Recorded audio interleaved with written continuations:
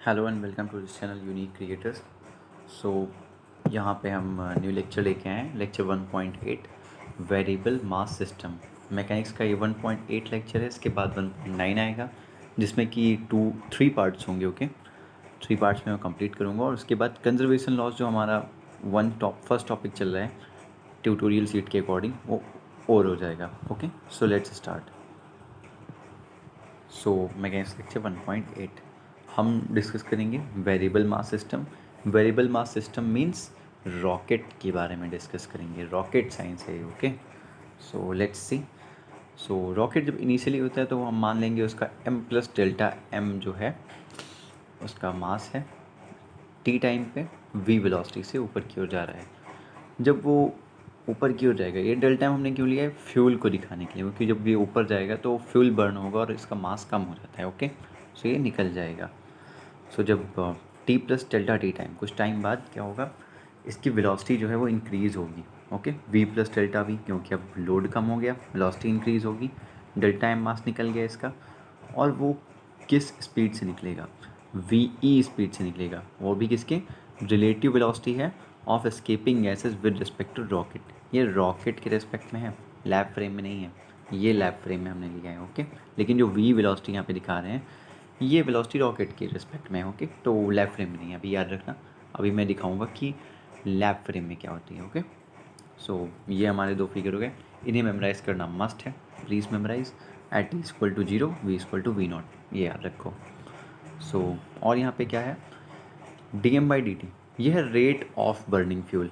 Okay, rate of burning fuel जो होता है वो कांस्टेंट होता है। हम माइनस अल्फा ले लेंगे। माइनस साइन क्यों है? क्योंकि बर्न हो रहा है, वो कम पड़ रहा है। ओके, डिक्रीज़ हो रहा है, इसलिए वहाँ पे माइनस साइन। सो इसको डी टी को इधर भेज के इंटीग्रेट कर लो। ये फर्स्ट टाइम हमने मान लिया इनिशियली एम नॉट मास था, फाइनली एम होगा। और यहाँ पे 0 से टी टाइम के बीच में क्या होगा, ये एम माइनस एम नॉट आ जाएगा। एम नॉट हमने इस साइड भेज दिया, m equal to am not minus alpha t. Okay, very easy. ये सारी चीज़ें आपको ध्यान रखनी है, अगर नहीं समझ आता तो एक बार पीछे करके देख सकते हो। ओके, एफ एक्सटर्नल क्या होगा, हमें मेन यही फॉर्मूला लगाना है मोशन का, इक्वेशन ऑफ मोशन वाला, है ना, f is equal to m वाला।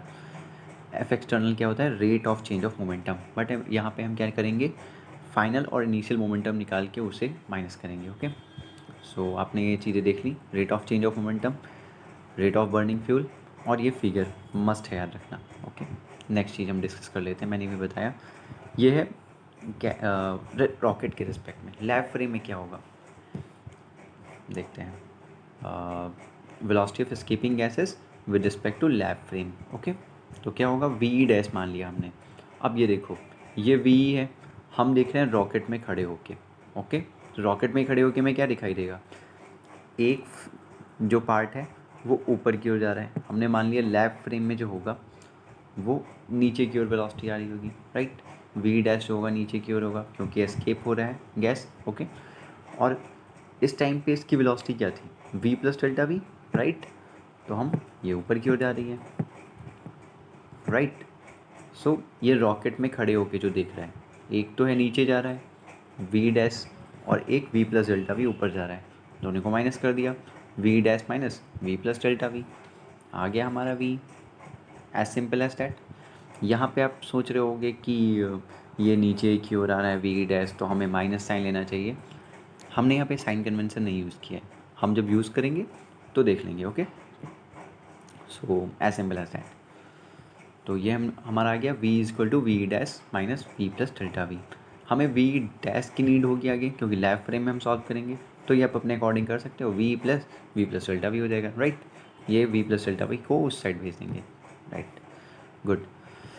Now initial momentum, initially mass क्या था, एम प्लस डेल्टा एम था, वेलोसिटी वी थी। तो इनिशियल मोमेंटम क्या आ गया, एम वी और delta M into V, right. Final momentum, final momentum क्या था, एक तो मास एम था जो V plus delta V velocity से जा रहा था, और एक डेल्टा एम है जो वी ई डैश वेलोसिटी से जा रहा था। आप बोलोगे हमने बोला वहाँ पे V E dash V E से जा रहे हैं, वी ई वो रॉकेट के फ्रेम में था, हम यहाँ पे लैब फ्रेम की बात करेंगे। ओके, क्योंकि हम डेरिवेशन कर रहे हैं, ये भी लैब फ्रेम में, ये भी लैब फ्रेम में। गुड। नाउ ये एम वी हो गया, और ये वी डैश की वैल्यू क्या हो जाएगी, V plus delta V. Good. So ये एम वी हो गया, ये एम डेल्टा वी हो गया। ये डेल्टा एम इंटू वी हो जाएगा, राइट। और उसके बाद वी प्लस डेल्टा वी बचा, तो delta M into v plus delta M into delta v. अब देखो ये delta m delta v change वाले टर्म्स हैं छोटे छोटे, तो ये नेगलेक्ट कर सकते हैं, ओके। तो हम इन्हें नेगलेक्ट कर देंगे। सो हमें rate of change of momentum चाहिए था, मतलब P F minus P I. आप P F minus P I कर दो, ये एम वी कैंसिल हो गए, ये डेल्टा एम इंटू वी, ये delta M into V cancel हो गए, सिर्फ क्या बचा एम डेल्टा वी और delta M into V. Okay, M delta V plus delta M into V या फिर V E into delta M लिख लो आप। तो ये क्या हो गया, rate of change of momentum. अगर इसे डिफ्रेंसिएशन फॉर्म में लिखें तो डिफरेंशियल फॉर्म में m D we by D t plus v D M by D t, ये हो गया एफ एक्सटर्नल। तो ये हमारा आ गया। अब देखते हैं आगे। सो ये m D we by D t f external के साइड हमने भेज दिया v E D M by D t को। तो ये आ गई हमारी मेन इक्वेशन ऑफ मोशन यहाँ पे, ओके, वेरिएबल मास सिस्टम की। गुड। सो ये एफ एक्सटर्नल क्या है, ये एम जी है, weight of the rocket, okay. और ये v E D M by D t क्या है, जो थ्रस्ट अप्लाइड है, जिस थ्रस्ट की वजह से वो अपलिफ्ट होता है रॉकेट, ओके। अगर ये नहीं लगेगा तो कुछ नहीं है, फिर तो होगा ही नहीं। सो ये हमारी मेन इक्वेशन आ गई। जो भी रेट में मैंने कवर कर दिया है, प्लीज़ वो फॉर्मूले आपको रट लेने हैं, ओके। और कॉन्सेप्ट तो समझ के ही चलना है, इसलिए मैं समझाते हुए चल रहा हूँ। अगर बॉडी ग्रेविटेशनल इफेक्ट से बाहर चली जाती है तो क्या होगा, जी नहीं लग रहा, अब ग्रेविटेशन नहीं लग रहा उस पर, मतलब कि एफ एक्सटर्नल, ये जी जो है ये कम पड़ गया, इसे भी हटा सकते हैं। फिर तो ये हट गया, तो हमारा क्या रहेगा, m D we by D T equal to minus V E D M by D t. Good. So if body is beyond gravitational effect of a big body, f external जो है वो जीरो हो जाएगा, क्योंकि जी zero हो गया, okay. So M D we by D T equal to minus V E D M by D T. So यहाँ पे क्या होगा, बर्निंग फ्यूल सप्लाइंग थ्रस्ट, यहाँ पे जो बर्निंग फ्यूल होगा वो सप्लाई करेगा थ्रस्ट। जैसे कि सैटेलाइट्स होती हैं अर्थ के बाहर चले जाते हैं, तो वहाँ पे ग्रेविटेशन उन पे कम लगता है, तो वहाँ पे बर्निंग फ्यूल जो होता है वो थ्रस्ट उन्हें सप्लाई करता है, वो वहाँ पे रोक के रखता है, ओके। गुड। ये मेन इक्वेशन थी एक, और ये दो इक्वेशन हो गई, याद रखनी है। अब इस इक्वेशन का हम यूज़ करेंगे, अब हम यूज़ करेंगे साइन कन्वेंशन का भी, ओके। तो ऐसे लिख लेते हैं, पहले ये एम जी हमने पुटअप कर लिया, और अब हमने साइन कन्वेंशन का यूज़ किया। M D we by D T के तो ऊपर की ओर जा रहा है तो प्लस होगा, ओके, माइनस एम जी होगा। क्यों, क्योंकि जी जो होता है ये हमेशा नीचे की ओर एक्ट करता है, ओके। तो जब भी जी आ जाए, एक्सेलरेशन ड्यू टू ग्रेविटी, वो हमेशा नीचे की ओर एक्ट करता है, माइनस साइन। वी ई बताया था मैंने, नीचे की ओर एक्ट कर रहा है। आप लोग बोल सकते हो क्यों माइनस साइन नहीं यूज़ किया, तो इसलिए यूज़ नहीं किया था क्योंकि हमें यहाँ करना था। तो ये माइनस वी हो गया। Rate of burning fuel, again ये तो डिक्रीज़ हो रहा है, ये भी माइनस होगा, तो ये माइनस माइनस प्लस हो जाएगा, और ये माइनस का बाहर कोई फ़र्क नहीं पड़ेगा, okay. So simple, M D we by D T equal to minus M G minus V E D M by D T. M G क्या होता है, body weight of rocket. Good. Next, अब हमने ये क्वेश्चन जो अभी हमने बनाई आगे, M D we by D T equal to minus M G minus V D M by D T वाली, उसमें हमने एम से, कैपिटल एम से डिवाइड कर दिया थ्रू आउट। सो ये एम कैंसिल हो गया, इसका भी चला गया, यहाँ पे डी एम बाई एम आ गया। इसे आप इंटीग्रेट कर लो, ये डी वी को हम वी नॉट से वी करेंगे, डी टी को हम जीरो से टी करेंगे, डी एम बाई एम को हम एम नॉट से एम करेंगे।